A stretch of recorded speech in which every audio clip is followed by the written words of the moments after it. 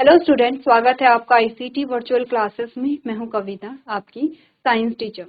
उम्मीद करती हूं आप सभी अच्छे होंगे और स्वस्थ होंगे। तो क्लास हम यहां पे डिस्कस कर रहे थे अपना चैप्टर का नाम है टिश्यू यानी कि ऊतक।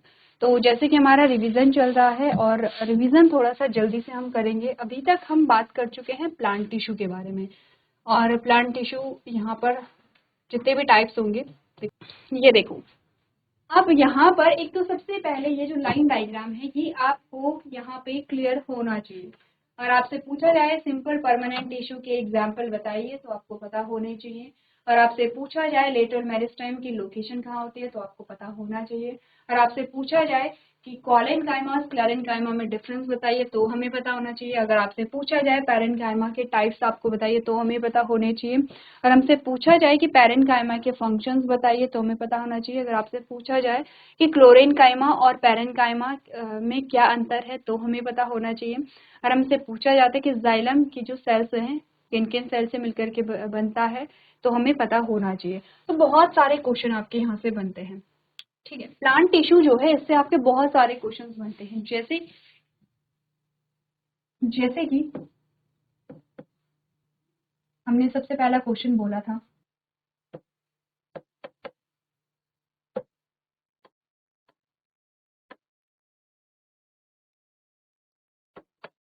सिंपल परमानेंट टिश्यू, जिसको हम सरल स्थायी ऊतक कहते हैं। अगर मैं बोलूं उनके टाइप कौन कौन से हैं, अच्छा टाइप्स जो आपने बताए हैं ये एक दूसरे से कैसे अलग हैं, डिफरेंस क्या है इनमें। ठीक है, डिफरेंस क्या है। दूसरा, इनके फंक्शंस क्या हैं। तीसरा, इनकी लोकेशन कहाँ हो सकती है। ठीक, एक बार देखो, कुछ नहीं है, बस अंतर बताना है, कार्य बताना है और किस स्थान पे पाए जाते हैं। चलो एक बार आप लोग यहाँ पर बताएंगे तीनों के नाम, उनके काम, ठीक है, उनमें क्या डिफरेंस है और लोकेशन कहाँ पाई जाती है।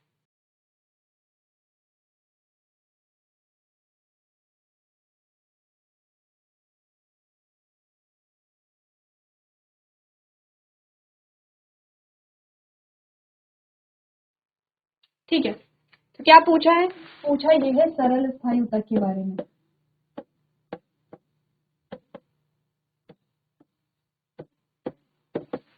सरल स्थायी ऊतक के प्रकार हमें पूछे हैं कि क्या प्रकार, कौन कौन से प्रकार इनके होते हैं। तो अगर हम बात करें इसके प्रकार के बारे में, सरल स्थायी ऊतक के प्रकार, अगर हम इसके प्रकार के बारे में बात करें तो क्या हमने पढ़ा है पैरेन्काइमा,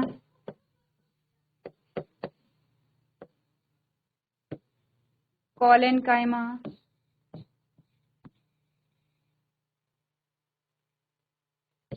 एंड स्क्लेरेनकाइमा। ठीक है, विजिबल है। देखो प्रोनाउंसिएशन भी तो ऐसे ही तो होंगे, पैरेन्काइमा होगा, कॉलेनकाइमा होगा एंड स्क्लेरेनकाइमा होगा। टाइप्स तो हमने पढ़ लिए हैं। डिफरेंस अगर हम कहें कि इनमें डिफरेंस क्या है, अगर हम डिफरेंस इन तीनों में एक डिफरेंस के लिए बोले तो हमने कहा कि इसमें क्या है, लिविंग सेल्स यहाँ पर आपको मिलेंगी, यहाँ पे भी आपको लिविंग सेल्स मिलेंगी, लेकिन यहाँ पर आपको क्या मिलती हैं, डेड सेल्स मिलती हैं। डेड सेल से मिलकर के बना होगा। पहला तो ये है। ठीक है, एक सिर्फ एक सिंगल डिफरेंस की बात कर रहे हैं। अच्छा ठीक है, पैरेन्काइमा, कॉलेनकाइमा, स्क्लेरेनकाइमा में तो हमने डिफरेंस देखा, लेकिन पैरेन्काइमा कॉलेनकाइमा का तो सिमिलर जो कैरेक्टर है वो हमें देखने को मिल रहा है। इन दोनों में क्या डिफरेंस हम देखेंगे तो हम बोलेंगे यहाँ पे पैरेन्काइमा में क्या आपको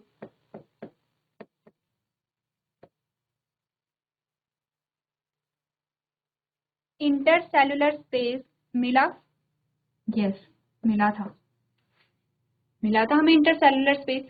लेकिन कॉलेनकाइमा की बात करें तो सेल्स के बीच में जो इंटरसेलुलर स्पेस है वो नहीं है। ठीक है, दोनों में, इन दोनों में भी डिफरेंस आ गया है, इन तीनों में भी डिफरेंस आ गया सेल्स का। अब इनके फंक्शन क्या होते हैं, ठीक है, ये हटा दो, इनके फंक्शन क्या होते हैं तो देखो डिपेंड करता है। हमने एक और क्वेश्चन किया था कि बताओ पैरेन्काइमा के जो टाइप्स हैं वो क्या है। अगर मैं फंक्शन की बात करूं यहाँ पे, तो स्क्लेरेन्काइमा क्या है, मैं शॉर्ट में लिख रही हूँ। एक तो ये मैकेनिकल सपोर्ट देता है, ठीक है, दूसरी ये जो हार्ड पार्ट होते हैं प्लांट के उनको बनाता है। अगर मैं कॉलेनकाइमा की बात करूं तो सेम ये मैकेनिकल सपोर्ट देगा और दूसरा ये फ्लेक्सिबिलिटी देता है प्लांट को, ठीक है। अगर मैं बात करूं यहाँ पे पैरेन्काइमा की, तो पैरेन्काइमा डिपेंड करते हैं कि किस टाइप के पैरेन्काइमा की बात हो रही है। नॉर्मल पैरेन्काइमा स्टोरेज का काम करता है, ये हमने बोला था। अगर हम बात करेंगे यहाँ पे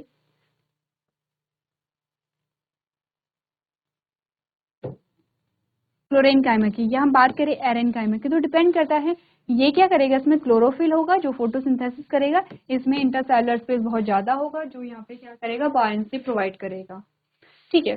ये तो आपके सरल स्थायी ऊतक आते हैं और इनसे रिलेटेड और भी जो क्वेश्चन है वो आपके बन सकते हैं, ठीक है।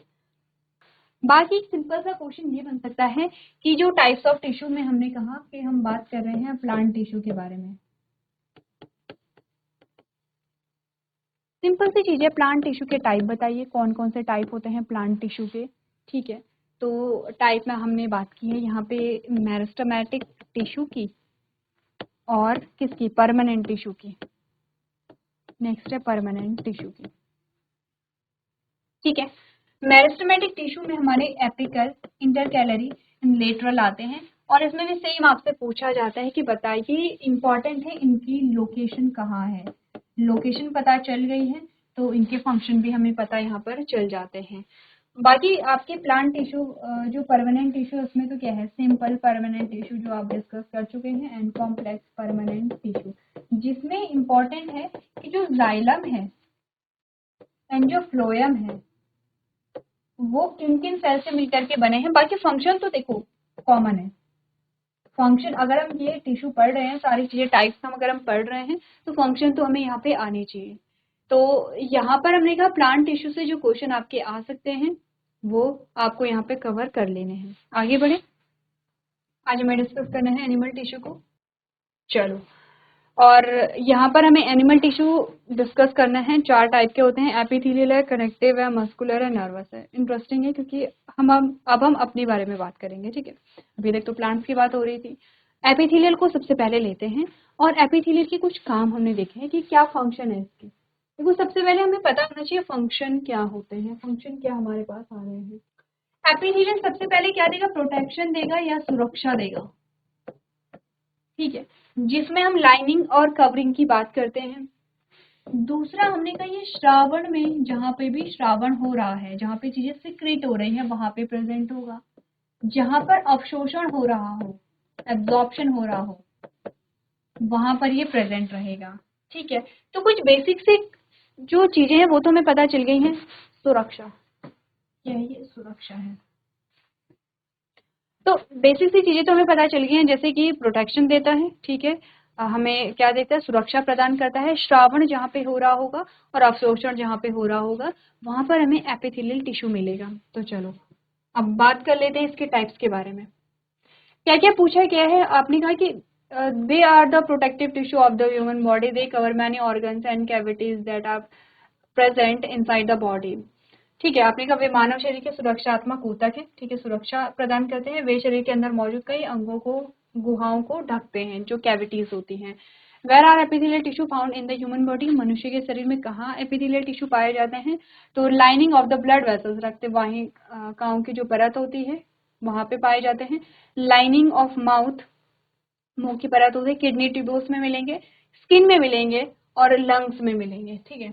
चलो आ जाओ, अब है उपकला ऊतकों की संरचना एवं कार्य। तो एक बार आप लोग पढ़ लेंगे इसको। आपने कहा the main function of the epithelial tissue is to act as a barrier and separate different organs and system from each other. तो यहाँ पर क्योंकि लाइनिंग और कवरिंग का मतलब समझ रहे हो, एक बार देखो कर लेते हैं। लाइनिंग और कवरिंग क्या होती है, यहाँ पर करते हैं। देखो जैसे कि हमने बोला ये ह्यूमन बॉडी है, ठीक है, एक स्ट्रक्चर हमारे पास आता है और हमने कहा कि ये ह्यूमन बॉडी का क्या है, ये डाइजेस्टिव सिस्टम है। तो मैं पूरा नहीं बना रही हूँ, बस इतनी सी चीज बना रही हूँ, ठीक है। अब लाइनिंग और कवरिंग किसे कहते हैं, देखो कवरिंग का मतलब होता है कि अगर बाहर से कवर हो रहा है, जैसे फॉर एग्जांपल ये बाहर से कवर हो रहा है ऐसे, ठीक है। अच्छा, कवरिंग और लाइनिंग के लिए डिफरेंट कलर यूज करते हैं जिससे कि हम डिफरेंशिएट कर सकें।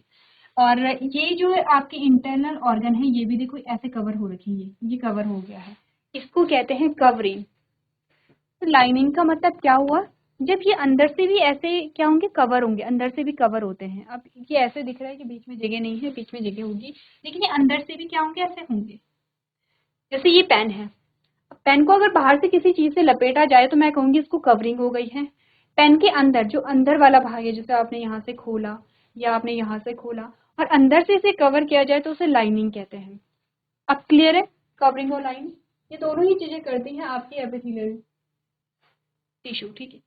तो आपने बोला कि ये क्या करेंगे, अब क्योंकि हर एक ऑर्गन में क्या होगा, लाइनिंग भी होगी, कवरिंग भी होगी, तो अब ऑर्गन एक दूसरे से क्या होंगे, चिपकेंगे नहीं, एक दूसरे से सेपरेट रहेंगे बाय एपिथेलियल लेयर। जो एपिथेलियल की जो लेयर होगी उससे अलग रहेंगे। देखिए यहाँ पर एग्जांपल देख लो, ये ऐसा है, ठीक है।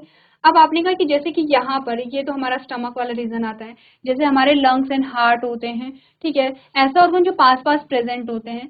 तो हर एक ऑर्गन की लाइनिंग और कवरिंग हो रखी है, कवरिंग तो हमने कहा हो ही रखी है। और जैसे एक ही ऑर्गन है और एक ही ऑर्गन है, इसकी भी एक कवरिंग हो रखी है, इसकी भी कवरिंग हो रखी है। अब ये एक दोनों एक साथ हैं, लेकिन ऐसे नहीं कि एक दूसरे से चिपके हुए हैं, क्योंकि इसकी अपनी लाइनिंग होगी और इसकी अपनी लाइनिंग होगी। तो इसीलिए ये क्या कर रहा है, ऑर्गन्स को आपस में सेपरेट कर रहा है। तो आपने कहा कि ये क्या होगा, इसका प्रमुख कार्य एक बाधा के रूप में होगा। बाधा मतलब होता है, जैसे ये हमारी स्किन को भी बनाता है एपिथेलियल टिश्यू, और स्किन क्या होती है, यहाँ पर एज अ बैरियर काम करती है किसी भी माइक्रो ऑर्गेनिज्म के लिए, किसी भी पैथोजन के लिए, कोई रोगजनक, कोई हार्मफुल जो माइक्रो ऑर्गेनिज्म है उसके लिए एज अ बैरियर काम करती है, ठीक है। दूसरा, हमने कहा ये विभिन्न अंगों और प्रणालियों को एक दूसरे से अलग रखती है। ऐसा नहीं कि एकदम से पिचक गए हैं आपस में, क्या हो गए हैं, मिक्स हो गए हैं, पता ही नहीं चल रहा है कि कौन सा ऑर्गन है, नहीं, अपनी जो ऑर्गन है उसकी अपनी कवरिंग यहाँ पर होती है। There is no space between the cells of epithelial tissue. The cells are permeable. This makes it possible for them to exchange material between the different parts of the body and also between the body and the external environment. हमने कहा एक तो इनके बीच में intercellular space नहीं होता है, permeable होते हैं। यानी कि परमिएबल का मतलब होता है पारगम्य होते हैं, चीजें अंदर या बाहर जा सकती हैं। अब ये तो बहुत मोस्ट इंपॉर्टेंट कैरेक्टर है एपिथेलियल टिश्यू का, ये होना ही चाहिए। अगर ये नहीं हुआ तो आपने कहा आप तो ऑर्गन की कवरिंग कर रहे हैं। अब ऑर्गन्स को आपने कहा चीजें जो है वो ट्रांसपोर्ट तो करनी, एक्सचेंज करना होता है, ट्रांसपोर्टेशन होता है, यहाँ पे चीजें अंदर या बाहर जाएंगी।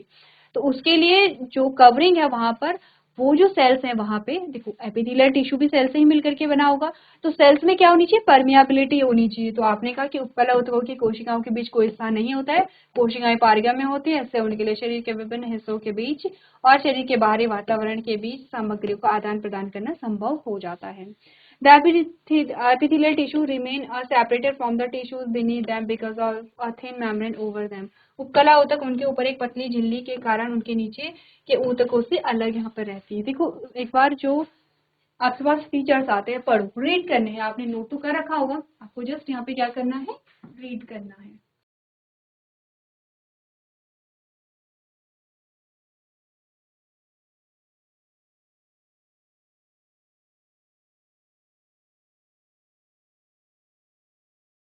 चलिए, तो ये तो है यहाँ पे कैरेक्टर्स किसके, एपिथेलियल टिश्यू के, ठीक है। आगे बढ़ो, टाइप्स ऑफ एपिथेलियल टिश्यू में देखो, एक तो स्क्वैमस हम बात करेंगे, क्यूबॉइडल की बात करेंगे, कॉलमनर की बात करेंगे यहाँ पे। अब स्ट्रक्चर देखो, स्क्वैमस यहाँ पर आपको और क्यूबॉइडल में क्या डिफरेंस है, ठीक है। स्ट्रक्चर का डिफरेंस है यहाँ पे, जो संरचना आपके पास आ रही है उसका डिफरेंस है, कॉलमनर में क्या डिफरेंस है। अच्छा, ये तो आपके क्या है, सिंपल स्क्वैमस है, सिंपल क्यूबॉइडल है, सिंपल कॉलमनर है। नेक्स्ट आते हैं stratified squamous, stratified cuboidal and a pseudo stratified columnar. कुछ नहीं है, अगर एक सिंगल लेयर है तो सिंपल है, अगर यहाँ पे मल्टी लेयर आ जा रही है तो कॉम्प्लेक्स आपके पास आ जाता है। अब आओ ये हमारे पास आते हैं यहाँ पे क्लासिफिकेशन, जिसमें पहला कॉलम है सिंपल स्क्वामस का, देन स्ट्रेटिफाइड स्क्वामस का, देन कॉलमनर का, सीलिएटेड कॉलमनर का, क्यूबॉइडल का एंड ग्लैंडुलर का, ठीक है, सबसे पहले स्ट्रक्चर की बात की कि किसका स्ट्रक्चर कैसा है। तो देखो, हमने कहा जो सिंपल स्क्वैमस है, they have delicate cell lining and possess a flat thin structure. ये एक बहुत कोमल सी क्या है, संरचना है। ठीक है, एक फ्लैट संरचना, आपको फ्लैट स्ट्रक्चर आपको देखने को मिलेगा और डेलिकेट सेल लाइनिंग आपको देखने को मिलेंगी, यानी कि कोमल है, एक सिंगल लेयर है आपके पास और कैसी है, कोमल यहाँ पर आती है। वहीं अगर स्ट्रेटिफाइड की बात करें, the epithelial squamous cells are arranged in a several layers. जब सिंपल स्क्वैमस की बहुत सारी लेयर्स आपस में जुड़ जाती हैं तो आपके पास स्ट्रेटिफाइड स्क्वैमस आता है। कॉलमनर कैसे है, लंबे हैं। कॉलमनर यानी कि कॉलम लाइक स्ट्रक्चर जो होते हैं, they are the column like shape tissues. ठीक है, सीलिएटेड कैसे होते हैं, देखो सीलिया कैसा आता है, बैक्टीरियल सेल पड़ी है और उसमें हमने क्या बात की, सीलिया की बात की। सीलिया कैसे होते हैं, बहुत छोटे, बहुत थिन हेयर लाइक स्ट्रक्चर होते हैं सीलिया। ठीक है, थोड़ा सा कट रहा है, ये सीलिएटेड कॉलमनर है। ठीक है, तो columnar epithelial tissues which have a cilia present on them. ऐसे टाइप के कॉलमनर टिश्यू जिसमें सीलिया होंगे, ऐसे होते हैं सीलिया, बहुत छोटे छोटे बाल जैसे संरचना होंगी, उनको सीलिएटेड कॉलमनर कहते हैं। कॉलमनर है, कॉलम लाइक स्ट्रक्चर है ऐसे, और इनके ऊपर लगे हैं ऐसे सीलिया। ठीक है, इनको सीलिएटेड कॉलमनर बोलेंगे।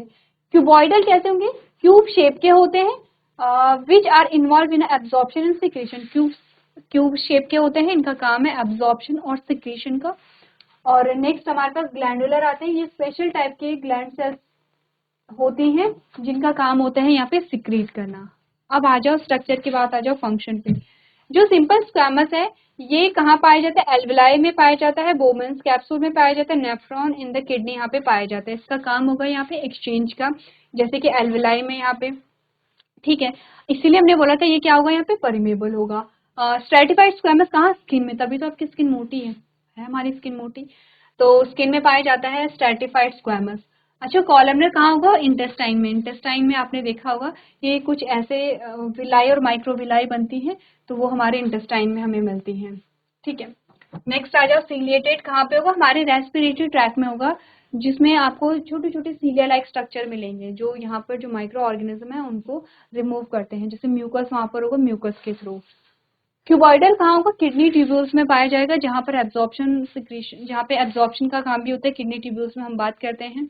और ग्लैंडुलर कहाँ पे होगा, sweat glands in the skin, जैसे ग्लैंड्स में पाया जाएगा जहाँ पर जिनका काम सिक्रेशन होता है। तो चलो देखो, ये है यहाँ पे क्लासिफिकेशन। इस टेबल में कोई कंफ्यूजन है तो आप लोग पूछ सकते हैं और ये आपको रिवाइज करना है।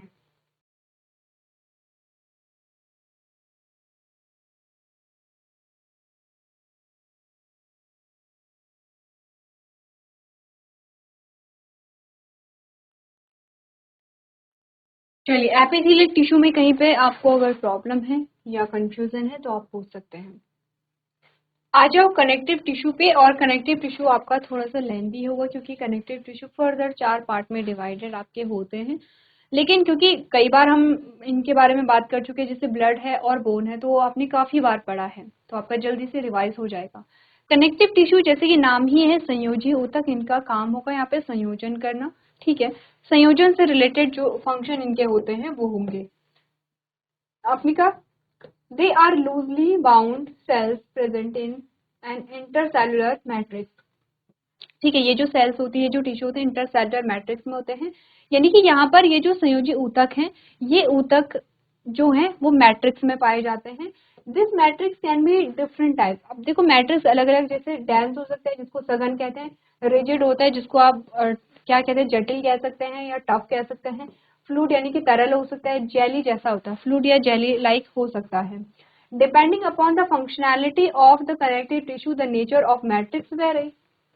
अब आप ये भी कह सकते हैं कि मैट्रिक्स के अकॉर्डिंग टिश्यू बिहेव करता है, या जैसा टिश्यू का बिहेवियर वैसा मैट्रिक्स होता है। आप दोनों चीजें कह सकते हैं। जैसे एग्जांपल लेते हैं, ब्लड का जो मैट्रिक्स है वो प्लाज्मा है। प्लाज्मा कैसा होता है, लिक्विड है, इसीलिए ब्लड हमें कैसा दिखाई देता है, लिक्विड दिखाई देता है। वैसे ही कुछ जो मैट्रिक्स होगा वो बोन का भी होगा। तो यहाँ पर हमें कुछ दिखाई दे रहे हैं, कुछ कैरेक्टर हमें दिखाई दे रहे हैं, जैसे लूज कनेक्टिव टिश्यू। लूजली क्या होंगे यहाँ पर, ये लूजली एक दूसरे से जुड़े हुए होते हैं। दूसरा है एडिपोज टिश्यू, एग्जांपल है ब्लड है, बोन है, कार्टिलेज है, एंड फाइब्रस कनेक्टिव टिश्यू है। तो दोनों में डिफरेंस देखो, लूज कनेक्टिव टिश्यू जो स्किन के नीचे होते हैं, फाइब्रस कनेक्टिव टिश्यू जो क्या होते हैं, यहाँ पे लिगामेंट को फॉर्म करते हैं। ठीक है, आ जाओ। तो सबसे पहले ब्लड के बारे में हम बात करेंगे यहाँ पे। अच्छा, ब्लड के बारे में बात कर रहे हैं तो उससे पहले ये भी देख लो, क्लासिफिकेशन देख लो। कनेक्टिव टिश्यू में एरियोलर पढ़ेंगे, एडिपोज पढ़ेंगे, स्केलेटल पढ़ेंगे एंड फ्लूइड पढ़ेंगे।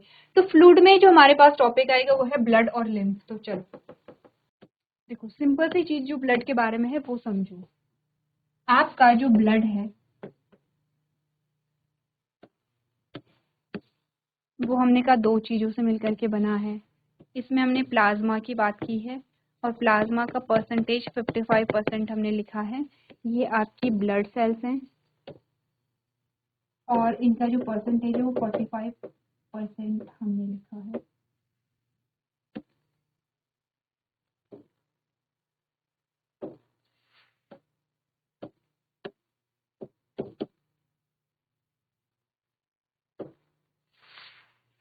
ये 45% है। अब प्लाज्मा जो है वो किन चीजों से मिलकर के बना है, तो हमने कहा था ये वाटर से मिलकर के बना है, वाटर, जिसमें 90 से लेकर के 92% तक ये है। बाकी के आपने कहा कि यहाँ पे क्या होते हैं, कुछ प्रोटीन्स होती हैं जो मेन प्रोटीन है। बाकी जो प्रोटीन है वो छोटी छोटी प्रोटीन्स होंगे यहाँ पे। यहाँ पे ग्लूकोज हो सकता है, कुछ हार्मोन्स हो सकते हैं, लेकिन मेन जो प्रोटीन है वो 3 प्रोटीन होती हैं। एल्ब्यूमिन है, ग्लोबुलिन है एंड फाइब्रिनोजन है। ठीक है। क्लियर है। 3 टाइप के प्रोटीन पाए जाते हैं और तीनों का इम्पोर्टेंट फंक्शन यहाँ पर होता है। अगर हम देखें ये प्रोटीन बनती कहाँ से है, तो ये मैक्सिमम लिवर से बनती है। अगर हम ग्लोबुलिन की बात करें तो ये 3 टाइप का फर्दर होता है, alpha globulin, beta globulin, gamma globulin. ठीक है, ये दोनों तो बनती हैं लिवर में और ये जो बनता है ये डब्ल्यूबीसी के थ्रू बनता है। क्लियर है। ये हमारे पास आता है। अब ब्लड सेल्स की अगर हम बात करें तो ब्लड सेल्स हमारे पास आरबीसी होंगी, डब्ल्यूबीसी होंगी और ब्लड प्लेटलेट्स होंगी। पहले तो ये जो क्लासिफिकेशन है वो देखो, ठीक है, हमने कर रखा हुआ है यहाँ पे। और उसके बाद हमें करना क्या है, देखो अब जो वाटर का जो पूरे ब्लड का अगर हम देखें कि ब्लड का फॉर्मेशन कहाँ से होता है, तो एक बार उससे देख लेते हैं। पानी जो होता है वो एब्जॉर्ब होता है, कुछ आपके स्टमक से होगा, कुछ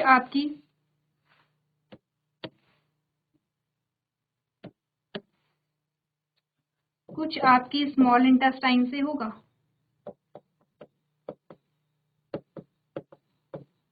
कुछ आपके लार्ज इंटेस्टाइन से होगा। तो ये लो, पानी तो आ गया है। प्रोटीन की बात करें तो कुछ लिवर बना रही हैं, कुछ डब्ल्यूबीसी बना रही हैं, ठीक है। और अगर हम इन तीनों की बात करें कि ये तीनों कहाँ से बनते हैं, तो ये बोन मैरो में बनते हैं, बोन मैरो। ठीक है, मैरो कट रहा है। ये आरबीसी डब्ल्यूबीसी, ये डब्ल्यूबीसी है, ठीक है, डब्ल्यूबीसी। और ब्लड प्लेटलेट्स जो हैं वो आपके कहाँ बनते हैं, बोन मैरो में बनते हैं। हमारी जो बोन होती है, जो लॉन्ग बोन होती है, उसमें कुछ ऐसे स्ट्रक्चर पाए जाते हैं। ये यहाँ पे भी ऐसे होगा, ये वाला स्ट्रक्चर होगा ऐसे। यहाँ पे क्या होते हैं, बोन मैरो पाए जाते हैं। ये बहुत सारे छोटे छोटे जो आपको दिखाई दे रहे हैं, ये बोन मैरो है। और यहाँ पर आपको ये वाली जो ट्यूब है, ये होलो ट्यूब, इसमें आपको मिलते हैं येलो बोन मैरो, येलो, ये वाले। तो देखो इनका नाम है रेड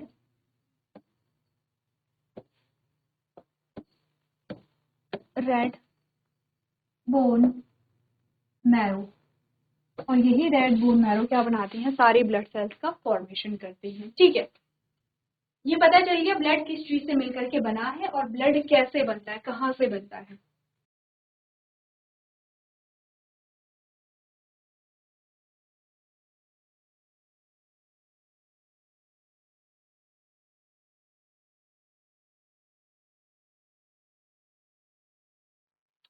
अब हमें ब्लड के बारे में क्या पढ़ना है वो देखो। एक तो ये प्रोटीन्स है, जनरली इन प्रोटीन्स का फंक्शन एक बार देख लेंगे। वैसे तो आपके पास हायर क्लासेस में आता है, इतने डीप में क्वेश्चन नहीं आएगा, बट जस्ट फॉर नॉलेज हम एक बार डिस्कस कर लेंगे, ठीक है। देन हम बात करेंगे यहाँ पे ब्लड सेल्स के बारे में, आरबीसी, डब्ल्यूबीसी और ब्लड प्लेटलेट्स क्या कर रहे हैं, ठीक है। तो एक बार आप लोग घर से पढ़ के लेकर के आएंगे। बहुत ज़्यादा डिटेल में हम नहीं पढ़ेंगे ब्लड को, क्योंकि ब्लड हम बहुत बार पढ़ चुके हैं और अब आपको यहाँ पे फिंगर टिप पे पता होना चाहिए ब्लड के बारे में। तो चलिए आज के सेशन में हम इतना ही करेंगे। अभी तक क्लास में बने रहने के लिए आपका धन्यवाद।